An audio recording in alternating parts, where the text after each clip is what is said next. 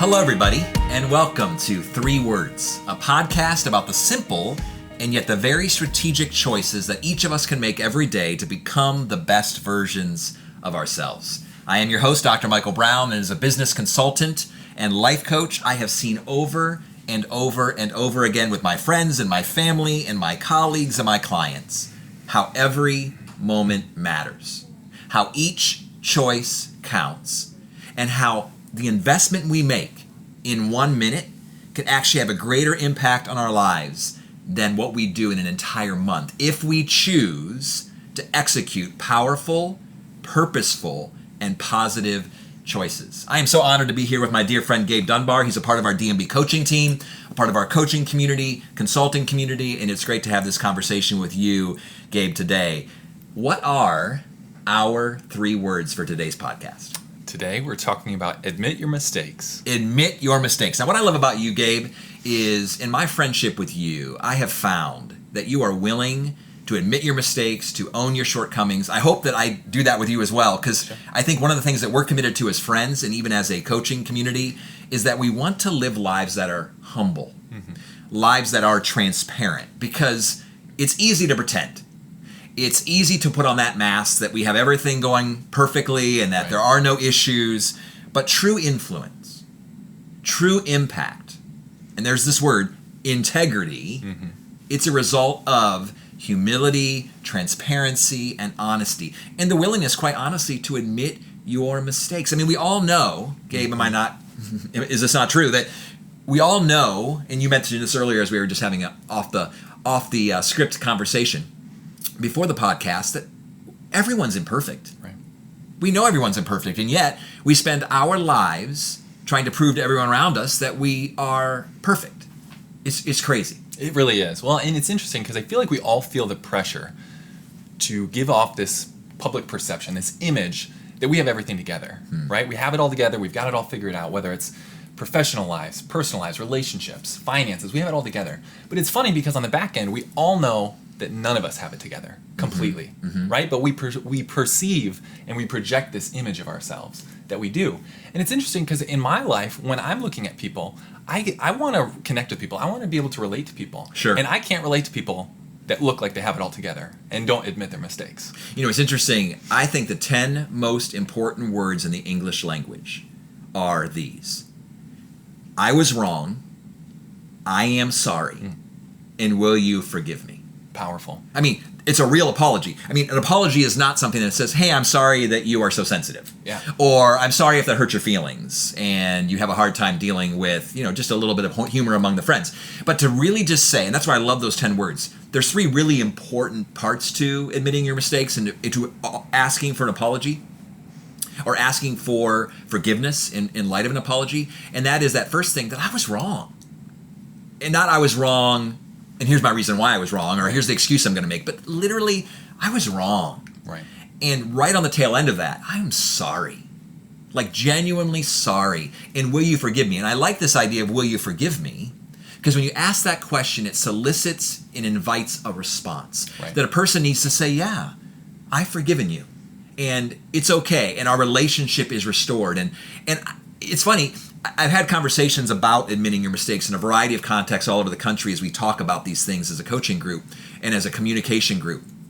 And it's interesting, when I push and when I ask and when I pry a little bit personally with individuals, they would all say, when someone comes to me and offers a genuine apology, my respect for them just goes through the roof. Absolutely. Like, I can't believe, because it's so rare.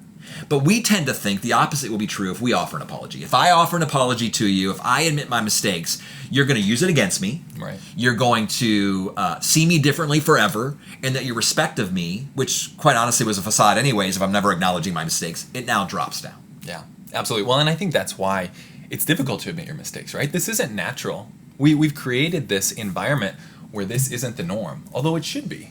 And so I think one of the things that we have to think about, and that I'd like to invite our listeners to think about, is that this isn't necessarily easy, right? Some of the things that we're talking about aren't natural. They have to come with practice. They have to come with an intentional choice that, although it feels risky, I'm hoping for a positive outcome. I'm knowing that if I live by these principles, it's going to be beneficial in the end. Yeah, and you've even talked about the reality of risk. I mean, there is risk on some level that if you admit your mistakes to a supervisor, say in the workplace, or Sure. if you admit your mistakes to a spouse, or if you admit your mistakes to a child, there could be some risk involved in that. And yet, what's the alternative? Sure. The alternative is not to be known. Right. The alternative is to lock yourself off within yourself, to not be transparent, to wear the mask, and then we're going to feel alone anyway. So you can either choose to be fully yourself, acknowledging both your successes and your struggles, but also letting people see that there's shortcomings in my life and that I messed this up. And it's interesting, this idea of conflict resolution, we're a little bit off topic, but not really, is that one of the biggest challenges that companies are facing and culture is facing and families are facing and marriages are facing is the inability to resolve conflict. Sure. That are natural within a relationship. And at the very base level of that, the reason we're so horrible at resolving conflict is because of our inability to admit that we might have been wrong. Right. And that we made a mistake. And I think about even this principle of admitting your mistakes, how that could be transformative in a marriage. Yeah. Because I don't think even in a marriage, Teresa and I have been married 27 years, and you and your wife have been married how long now? 7 years. 7 years. So obviously we all know that we have shortcomings. We all Right. know that we've make mistakes and we fail on occasion. Probably more often than we like to admit, right? But, Of course. But there's something very refreshing about a spouse coming to us saying, man, sweetheart, I blew it. And when I was losing my temper earlier, I made that comment to you off the cuff. I am so sorry. I was wrong. I am so sorry. Will you forgive me? It just deepens that relationship. Yeah. But and I would even go out on a limb and say the only unforgivable mistake within a marriage or romantic relationship is the unwillingness to admit your mistakes. Yeah. Because that tends to be the thing that causes the greatest wedge. And I've interacted with couples, I've interacted with families. You know, I work on a college campus. I spend some of my time there, some of my time traveling in the corporate world. But even on the college campus, I've asked 18, 19, 20-year-old men and women, when is the last time, or if ever, have you heard your parents say to you after they lost their temper, or after they made a decision, or maybe they grounded you for something you didn't do? That happened to me on occasion. Where to literally come and say, you know what, I was wrong. I am so sorry. Will you forgive me? It's humbling. I've done that, and I wish I would do it more often. And I will be the first to admit I don't do it every time. But in those times where my emotions have been elevated and where I have raised my voice at my son, to go in there at the end of the day and to kneel down next to his bed, or my daughter's bed, my son's bed, and simply say, earlier Daddy made a comment, lost his temper, elevated his voice, yelled and he shouldn't have, and I am so sorry. I was wrong. Yeah. Moms and dads shouldn't talk like that. Right. And will you forgive me?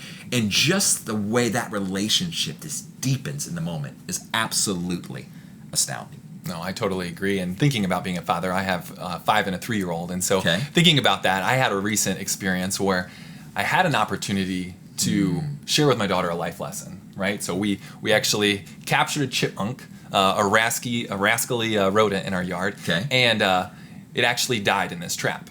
And so my daughter and I found it, and she was very concerned, right? And so, of course, being the dad protective, I was like, oh, it's fine, it's just sleeping, right? Just trying to protect her because I didn't think she would be ready for that.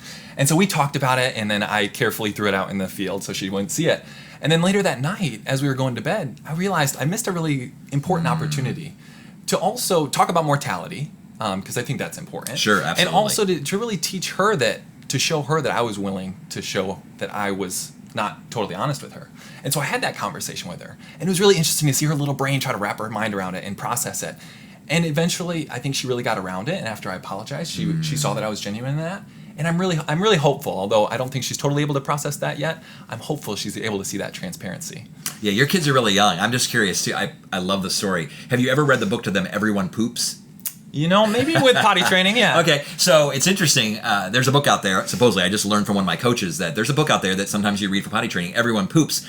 And one of the things I'd like to say, and maybe even we need to have this conversation with our kids from the youngest of age, is not only does everyone poop, but everyone's poop smells. It's so true. And I think so often we tend to say, oh, you know, what we tend to do within our family cultures even is how do we portray an image that our family has it all together. I mean, social media doesn't help this. The things that we post, typically we're not posting the things that are struggles and failures in our lives. But to be able to say, you know what if we actually, with our friends and our neighbors and our networks and our family, to actually normalize Normalize the fact that we fail, and then we make mistakes, and then we have shortcomings and struggles in our life. Gabe, people are so lonely in our culture today, and we hear this all the time, that I'm so lonely and I don't feel connected and I don't feel as though I have any real friends who truly know and love me. And I think one of the reasons is we're missing this ingredient. Yeah.